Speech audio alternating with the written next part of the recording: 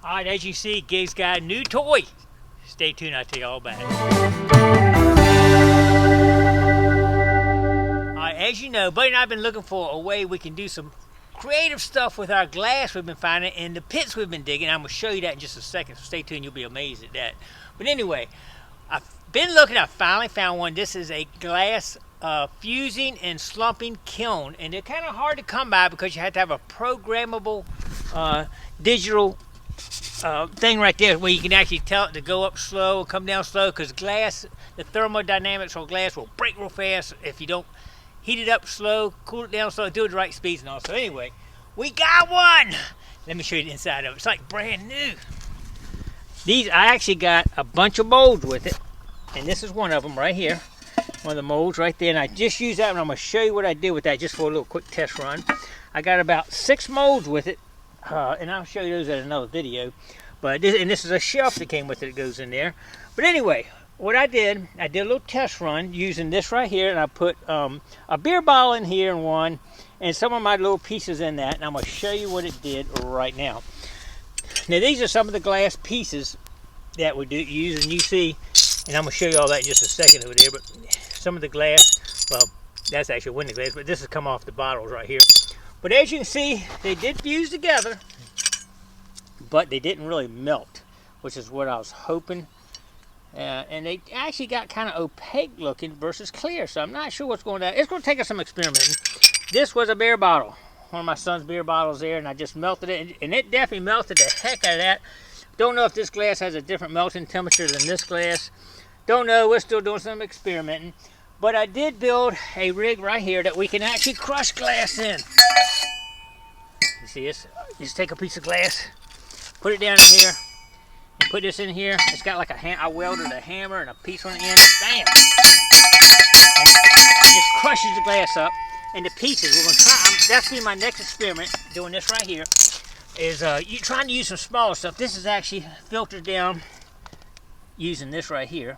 Almost like a powder. This is almost like a powdered glass, and this is smaller chunk glass. I'm actually filtered this down different size. We're going to do a little test run and see how this melts. Maybe this will melt together better than trying to melt a piece of glass in there. But anyway, we're doing some experimenting right now. It's really cool kiln. I ran it last night, figured out how to set it up. 1700 degrees. That's hot. And it did melt down, and you got a little window too. I actually cover it right now, but it's windy. You can actually look in there as it's doing this thing there, so that's pretty cool. But in the meantime, I want to show you one other thing real quick right now. Let's look at the glass we're talking about doing something with it. I got a couple options on that, but let's check it out. Come here. All right, if y'all remember us digging the pits out, oh my gosh, these are bottoms of wine bottles. We probably got 400. This is just my stash. Buddy's got another whole stash at his house. I'm trying to sort it through different size. These are all necks. These are all necks. These are bottoms. These are pieces and pieces of bottoms. I got containers full over here. It's got some wood in it there, but containers full here, here, here. Containers over here. So I got a lot of glass. We want to try to do some creative stuff with these. You know, we've went through the trouble to get them, so we hate to just throw them out. So we've been selling them on my Etsy site. If anybody's interested in buying some of these, let me know. There's a link on my Etsy site, or just email me and we'll work it out. So if you're interested in that. But anyway, that's what I'm working on right now, is trying to get these organized and trying to find a way to recreate some stuff. And I got another idea I'm going to tell you about in another video. I'm going to test it first before I tell you about it. Maybe creating a whole bottle. So stay tuned for that. Let's check out the kiln again. All right, just going to show you real quick how this thing works. These are actually the heat elements right here in the top. It's actually a 110 unit, which is nice. I think it's 1800 watt. Takes about 15 amps.